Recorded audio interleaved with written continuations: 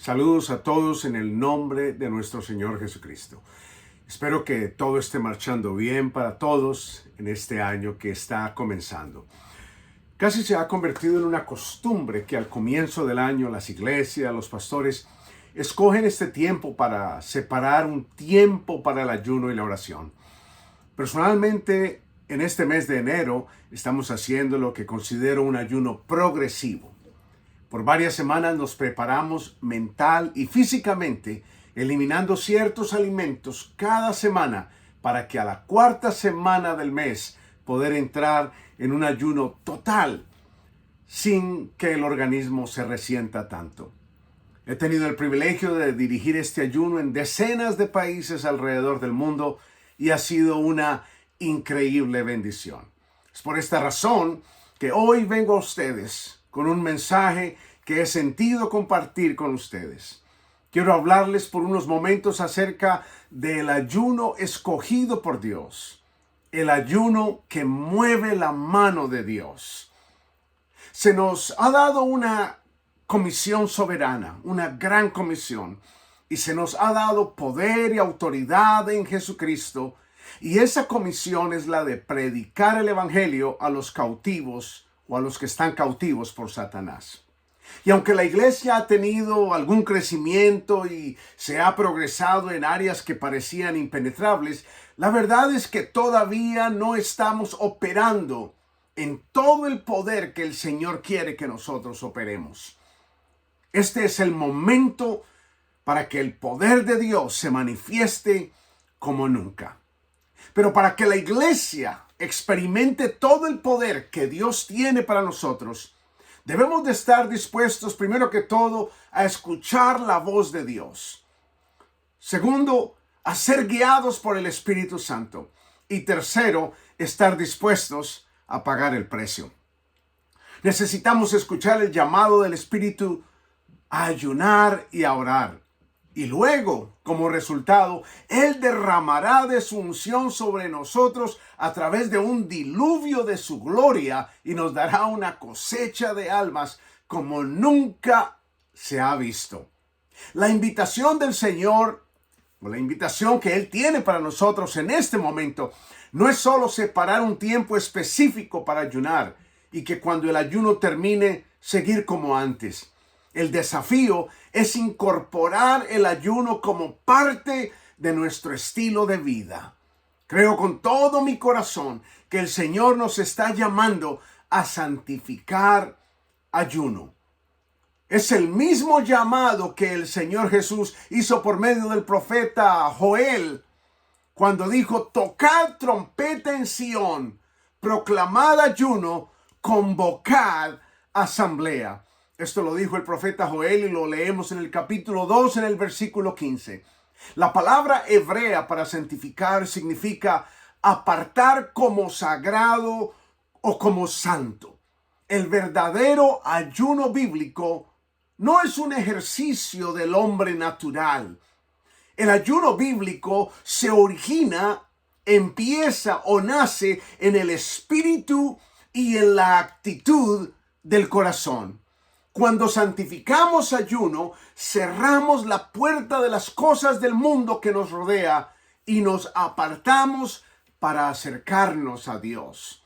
Cuando Daniel comprendió, por medio de leer los escritos del profeta Jeremías, que el cautiverio de los hijos de Israel se completaría en 70 años, santificó ayuno, se apartó para orar y para ayunar. Leemos en el capítulo 9, versículo 3 del libro de Daniel, que dice Daniel: y volví mi rostro a Dios, el Señor, buscándole en oración y ruego, en ayuno, cilicio y ceniza. En otras palabras, el objetivo de Daniel era buscar de Dios. Creo que Daniel estaba decidido a estar en esa actitud de oración y ayuno hasta que él oyera de parte de Dios. Él se humilló y él confesó sus pecados. Necesitamos entender por qué es que ayunamos. Necesitamos entender que es más que una huelga de hambre o que es una forma de torcerle el brazo a Dios para que Él nos dé lo que querramos.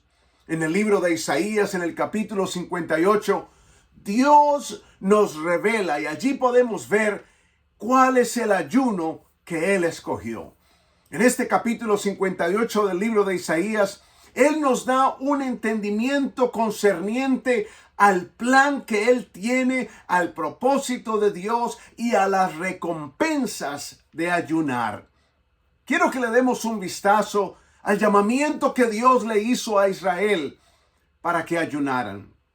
En Isaías capítulo 58, en el versículo 1, Isaías comienza con un llamamiento. Y ese llamamiento fue Dios dejándole o diciéndole al profeta: clama a voz en cuello, no te detengas, alza tu voz como trompeta y anuncia a mi pueblo su rebelión y a la casa de Jacob su pecado. Esta declaración nos deja ver la urgencia con la que Dios quiso hablar a su pueblo. Él estaba previniendo la destrucción de su pueblo por causa de los pecados de su pueblo y las transgresiones. Y entonces Dios ya no podía permanecer callado. Ahora, ¿por qué Isaías tendría que levantar su voz como una trompeta?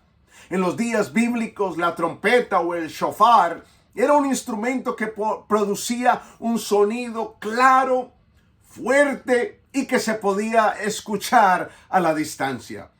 Ese shofar o esa trompeta se usó para despertar a la gente y obtener su atención, para reunirlos para la guerra y así también reunirlos para la instrucción.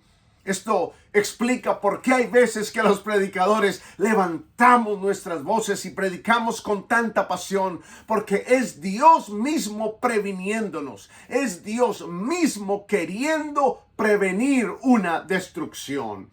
El Señor deseaba que la voz de Isaías fuera clara y fuera fuerte para que no hubiera duda, para que no hubieran malentendidos en cuanto a lo que Dios estaba hablando a su pueblo. El lamento venía desde el corazón de Dios. Era una carga que no solo Dios quería que ellos escucharan, sino que también sintieran esa carga penetrantemente en sus corazones. El Señor quería que Isaías hablara con autoridad, que hablara con propósito, para que en primer lugar el pueblo supiera que estaban oyendo de Dios. Y en segundo lugar, para que no tuvieran excusa cuando se ejecutara el juicio. Entonces en Isaías 58, el versículo 2 hasta el 5, el Señor continuó en esos versículos contándole a Isaías cuál era el problema. Y oigan lo que el Señor dice en esos versículos. Él dijo: me buscan cada día y quieren saber mis caminos, como gente que hubiesen hecho justicia y que no hubiesen dejado la ley de su Dios. Me piden justos juicios y quieren acercarse a Dios. ¿Por qué? Dicen: ayunamos y no hiciste caso, humillamos nuestras almas y no te diste por entendido. He aquí que el día de vuestro ayuno, dice Dios, buscáis vuestro propio gusto y oprimís a todos vuestros trabajadores. He aquí que para contiendas y debates ayunáis, y para herir con el puño inicuamente. No ayunéis como hoy, para que vuestra voz sea oída en lo alto. Versículo 5 dice: ¿es tal el ayuno que yo escogí, que de día aflige el hombre su alma, que incline su cabeza como junco y que haga cama de silicio y de ceniza? ¿Llamaréis esto ayuno y día agradable a Jehová? Mire, hermanos, el problema era que la gente estaba buscando a Dios como una nación que conocía de Dios, cuando en realidad no lo conocían. Eran idólatras y estaban cegados por su propia rectitud y por su propio orgullo. Se acercaban al trono de Dios orgullosamente en vez de acercarse humildemente. Actuaban como si fueran perfectos, sin pecado y rectos delante de Dios, pero no podían engañar al Dios que todo lo sabe y que todo lo ve. El Señor sabía que estaban cometiendo pecados, que no estaban haciendo su voluntad, que estaban cometiendo transgresiones y que deshonraban abiertamente el nombre de Dios en vista de otras naciones. Cuando ayunaban, afligían su carne, pero sus corazones no cambiaban. Querían ser vistos, querían ser oídos, pero no querían oír de Dios. Ayunaron para obtener sus propios deseos y sus propios propósitos. Y esto causó conflictos y debates entre ellos, y una casa dividida contra sí misma no prosperará. Y lo que Dios le estaba comunicando a la gente era que se veían y actuaban como si fueran parte del pueblo de Dios, pero sus corazones no estaban alineados con Dios. Estaban absorbidos consigo mismo y se habían vuelto ciegos a sus propios pecados y a sus propias transgresiones. Encontramos que el Señor Jesús le habló palabras similares a una iglesia llamada la iglesia de la Odisea, en el libro de Apocalipsis, en el capítulo 3, en el versículo 17. Él les dijo, porque tú dices, yo soy rico y me he enriquecido, y de ninguna cosa tengo necesidad, y no sabes que tú eres un desventurado, un miserable, pobre, ciego y desnudo. Y aquí otra vez, Dios nos deja ver la situación a través de sus ojos. Lo que los hombres pensaban que era agradable a Dios, para el Señor no lo era. Repetidamente el Señor nos enseña que Él no está impresionado con nuestro materialismo. Nuestras riquezas no lo impresionan a Él. Lo que mueve a Dios es un corazón que desea conocerlo y un corazón que desea entender sus caminos. Jeremías 9, en el capítulo 9, en los versículos 23 y 24, dice la Biblia, así dijo Jehová, no se alabe el sabio en su sabiduría, ni en su valentía se alabe el valiente, ni el rico se alabe en sus riquezas, mas alábese en esto el que se hubiere de alabar, en entenderme y conocerme que yo soy Jehová, que hago misericordia, juicio y justicia en la tierra, porque estas cosas quiero, dice Jehová. ¿Cuál es tu motivo para ayunar? Para asegurarnos de nuestros motivos, debemos siempre comenzar con un tiempo de arrepentimiento. El Salmo 51 es una buena guía para pedirle a Dios que nos limpie de pecados ocultos. Pedirle al Señor que establezca un motivo puro en nuestros corazones. Y después pedirle al Señor por su gracia para ayunar y por un corazón humilde para oír la voz de Él. El Señor siguió hablándole al profeta Isaías en el capítulo 58. En los versículos del 6 hasta el 14, el Señor dice, ¿no es bien el ayuno que yo escogí? Desatar las ligaduras de impiedad, soltar las cargas de opresión y dejar ir libres a los quebrantados y que rompáis todo yugo. ¿No es que partas tu pan con el hambriento y a los pobres errantes albergues en tu casa? Y cuando veas al desnudo lo cubras y no te escondas de tu hermano. Versículo 8 dice, entonces nacerá tu luz como el alba, y tu salvación se dejará ver pronto, e irá tu justicia delante de ti, y la gloria de Jehová será tu retaguardia. Entonces invocarás y te oirá Jehová, clamarás y dirá él, heme aquí. Si quitares de en medio de ti el yugo, el dedo amenazador y el hablar vanidad. Y si dieres a tu pan al hambriento y saciareis al alma afligida, en las tinieblas nacerá tu luz y tu oscuridad será como el mediodía. Jehová te pastoreará siempre y en las sequías saciará tu alma y dará vigor a tus huesos y serás como huerto de riego y como manantial de aguas cuyas aguas nunca faltan. Y los tuyos, dice el versículo 12, edificarán las ruinas antiguas. Los cimientos de generación y generación levantarás y serás llamado reparador de portillos, restaurador de calzadas para habitar. Si retrajeres del día de reposo tu pie, de hacer tu voluntad en mi día santo, y lo llamares delicia, santo, glorioso de Jehová, y lo venerares, no andando en tus propios caminos, ni buscando tu voluntad, ni hablando tus propias palabras. Y en el versículo 14 dice, entonces te deleitarás en Jehová, y yo te haré subir sobre las alturas de la tierra, y te daré de comer la heredad de Jacob tu padre, porque la boca de Jehová lo ha hablado. Entonces después el Señor pasó a decirle a Isaías la solución, lo que acabamos de leer. En otras palabras, el Señor dijo, escuchad, Israel, no vas a ayunar como antes, vas a ayunar como yo te digo. Voy a elegir el camino, el ayuno, les dijo el Señor. Yo voy a elegir el ayuno, y el ayuno que he elegido te librará de tus pecados y de tus transgresiones, no solo a ti, sino a cualquiera que desees liberar.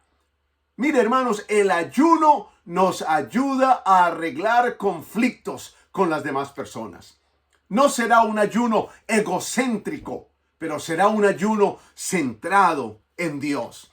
No será un ayuno en el que hagas que tu voz se escuche en lo alto. Será un ayuno en que hará que la voz de Dios se escuche en nuestros corazones. El ayuno que he elegido, dice el Señor, es un ayuno que te permite ser transparente con tu familia. Ya no tendrás que esconder tus iniquidades o tu verdadero carácter detrás de una máscara o una fachada. Serás liberado. Es un ayuno que te hará alcanzar y ayudar a otros. En otras palabras, el ayuno te dará carga por los perdidos. Es un ayuno que traerá restauración entre nosotros, dice el Señor. Hará que mi gloria y mi justicia descanse sobre ti para guiarte. Esto hará que seas un reparador de portillos y un restaurador de caminos para habitar. Y sobre todo, producirá, dice Dios, lo que yo más deseo. Un pueblo cuya delicia está en el Señor. Una gente que sea cabeza y no cola. Un pueblo que lleve mi gloria a todas las naciones. El ayuno escogido de Dios es un destructor del pecado. Por eso dijo el apóstol Pablo en su primera carta, puesto que Cristo ha padecido por nosotros en la carne, vosotros también armaos del mismo pensamiento, pues quien ha padecido en la carne terminó con el pecado, para no vivir el tiempo que resta en la carne conforme a las concupiscencias de los hombres, sino conforme a la voluntad de Dios. Hay muchas formas de sufrimiento, mis hermanos, que el Señor puede permitir en nuestra vida para moldearnos conforme a su voluntad. El sufrimiento es parte de nuestro caminar cristiano. El sufrimiento ayuda al desarrollo de la humanidad, a la obediencia, a la rectitud de nuestras vidas. Y el ayuno es un tipo de sufrimiento que humillará nuestra alma delante de Dios. El rey David dijo en el Salmo 35:13, afligí con ayuno mi alma. Dios no va a pasar por alto un espíritu contrito y un corazón humilde. Él escuchará y Él responderá a las oraciones de esa persona. Es cuando humillamos nuestras almas y cuando suplicamos a Dios que el poder libertador de Dios nos liberará de los patrones que nos hacen pecar. Es su unción la que rompe el yugo. Cuando nos humillamos, el Señor nos levanta. Ahora, déjenme hablar por unos minutos acerca de rompiendo el yugo de la comida. Es un tema muy importante. Porque, hermanos, mire, Dios salvó a Israel por causa de su nombre para hacer notorio su poder. Les mostró grandes cosas y majestuosas señales y maravillas. Él los libró de la esclavitud de todos sus enemigos. Mas, sin embargo, el Salmo 106:13 dice: bien pronto olvidaron sus obras, no esperaron su consejo. ¿Por qué?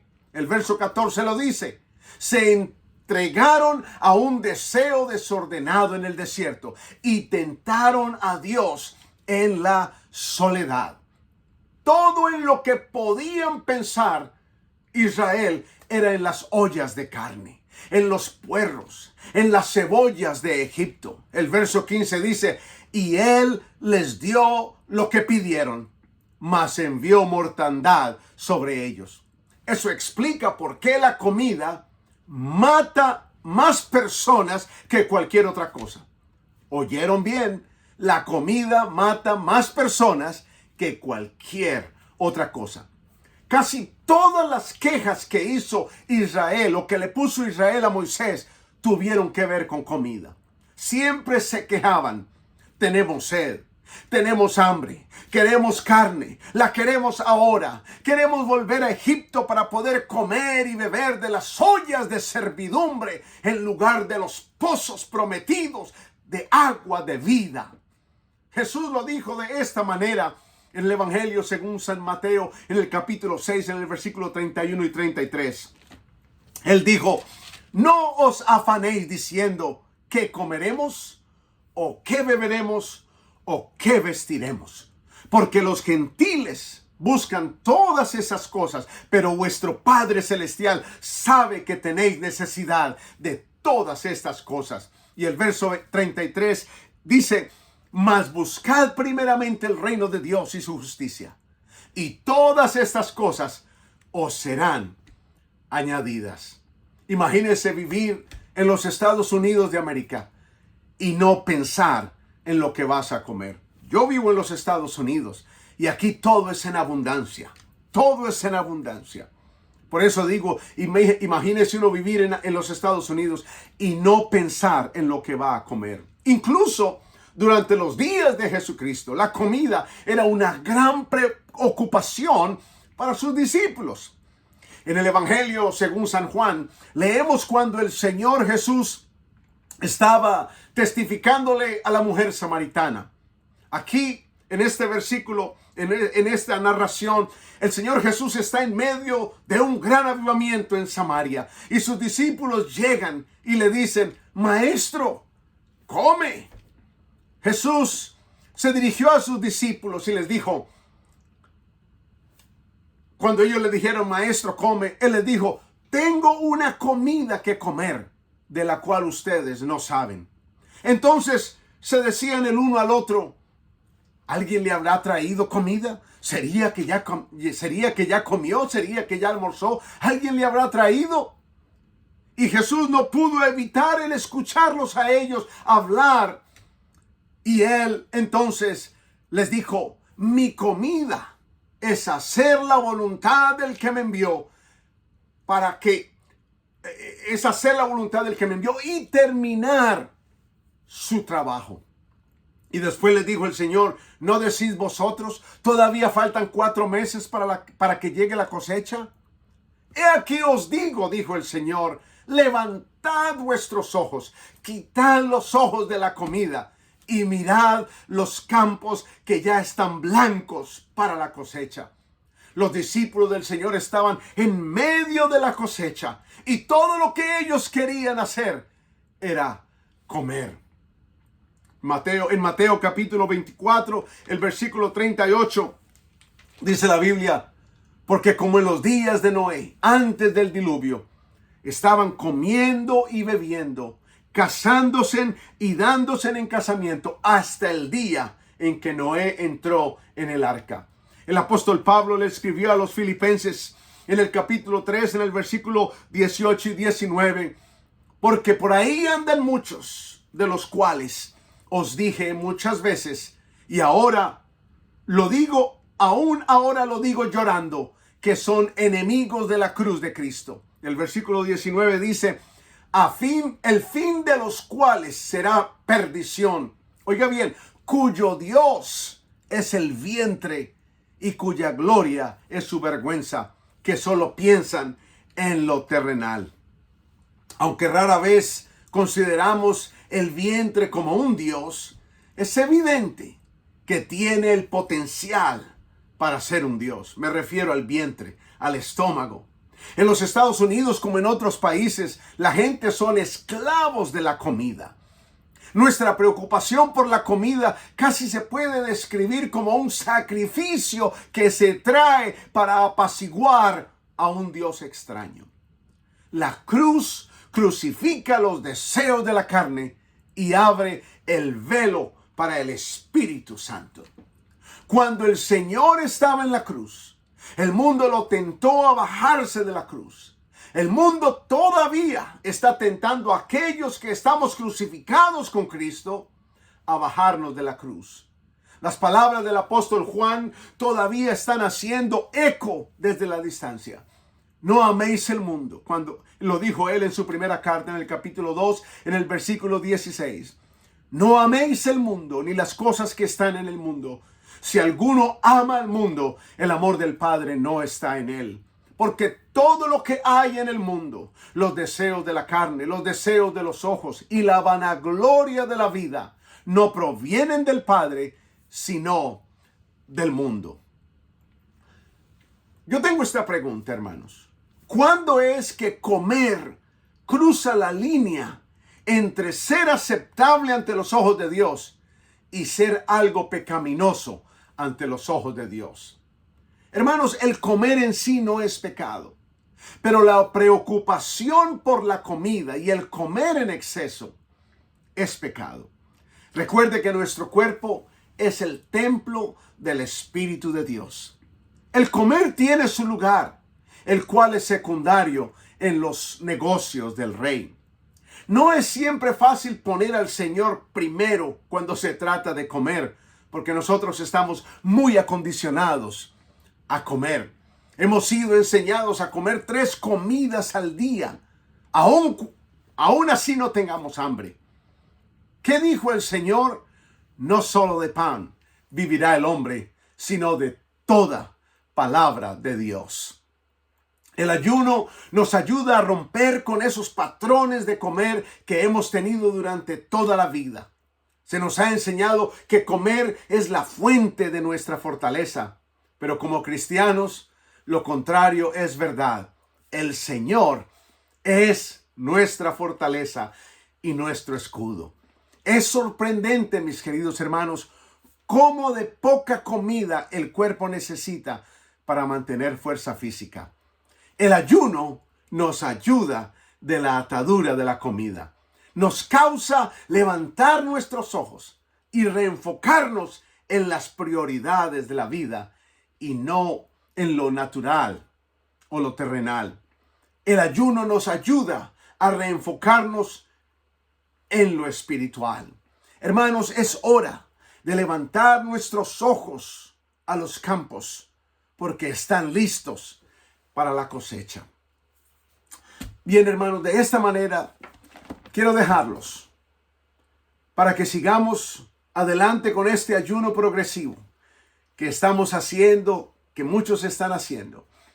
Estoy orando por ustedes y seguiremos orando para que el Señor haga grandes cosas a través de este ayuno. Estamos preparándonos para entrar en un ayuno total, un ayuno en donde solamente tomaremos agua. Nos hemos preparado por 3 semanas. Nuestros cuerpos están sintiendo ya otra dimensión espiritual, otro nivel espiritual. Nuestros cuerpos, nuestras mentes, nuestros espíritus. El cuerpo se está adaptando a no ingerir tanto alimento.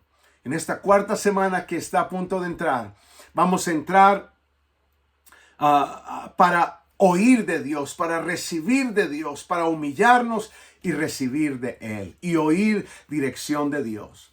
Que el Señor Jesucristo los bendiga grandemente y que Él haga resplandecer su rostro sobre cada uno de nosotros en este tiempo que hemos consagrado, que hemos santificado para ayunar y para orar. Dios los bendiga.